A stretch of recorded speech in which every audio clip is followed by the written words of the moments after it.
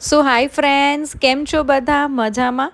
સો આજે આપણે બનાવી છીએ દિલ્હીનું ફેમસ એવું મોહબ્બતે કા શરબત.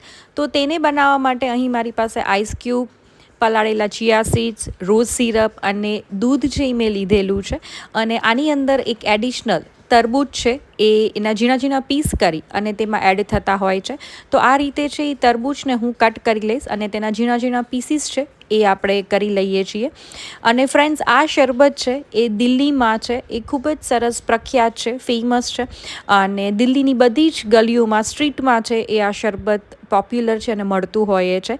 તો આ સિઝનમાં ગરમીની શરૂઆત થઈ ગઈ છે. તો આ સિઝનમાં છે હોળીના દિવસે જો તમે આ શરબત બનાવી અને રાખી દો તો તમારા ફ્રેન્ડ્સ અને ફેમિલી મેમ્બર્સ જ્યારે ઘરે આવે ત્યારે તમે તેને ચિલ્ડ છે એ સર્વ કરો તો ખૂબ જ સારું અને ખૂબ જ સરસ લાગતું હોય છે. તો ફર્સ્ટ ઓફ ઓલ છે એક મિક્સિંગ બાઉલ લીધેલું છે. તેની અંદર મેં અહીં 2 ગ્લાસ જેટલું ચિલ્ડ દૂધ લીધેલું છે. દૂધ છે એ ઠંડુ જ છે. તેની અંદર છે હું આ તરબૂચના જે ઝીણા ઝીણા પીસીસ કરેલા છે તેને હું એડ કરી દઉં છું. અને ત્યાર પછી તેની અંદર અહીં ચિયા સીડ્સ છે એને મેં 10 મિનિટ પહેલાં છે એ પલાળેલા હતા, તો તેને એડ કરી દઉં છું. અને રોઝ સિરપ છે એ મેં અત્યારે 1 કપ લીધેલું છે. પર્ટિક્યુલરલી આ શરબતમાં છે એ સબ્જા સીડ એટલે કે તકમરિયા છે એ પલાળીને એડ થતા હોય છે, પણ ચિયા સીડ્સ છે એ હેલ્ધી વર્ઝન આપણે કહી શકીએ. તો અત્યારે મેં તે લીધેલા છે ને તેને પણ મેં 10 મિનિટ પહેલાં પલાળી દીધેલા હતા.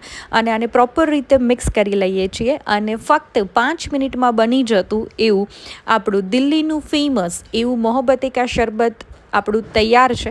હવે તેની અંદર છે હું રોઝ પેટલ્સને આ રીતે અનઇવનલી હાથેથી જ રફલી ચોપ કરી અને એડ કરી દઉં છું. અને તમે તેને ફ્રીઝમાં છે એ સ્ટોર કરીને ચિલ્ડ છે એ સર્વ કરી શકો છો. તો ફ્રેન્ડ્સ, ખૂબ જ સરસ અને ટેસ્ટમાં પણ ખૂબ જ સરસ એવું લાગે એવું આપણું મોહબ્બતે કા શરબત છે એ તૈયાર છે. તો તમે મારી ચેનલને સબસ્ક્રાઈબ ના કરી હોય તો ચોક્કસથી મારી ચેનલને છે એ ફ્રેન્ડ્સ સબસ્ક્રાઈબ કરી આપજો. અને અત્યારે ગરમીની સિઝનની શરૂઆત થઈ ગઈ છે તો આવા અવનવા ડ્રિંક્સ છે એ હું તમારી સાથે ચોક્કસથી શેર કરતી આવીશ.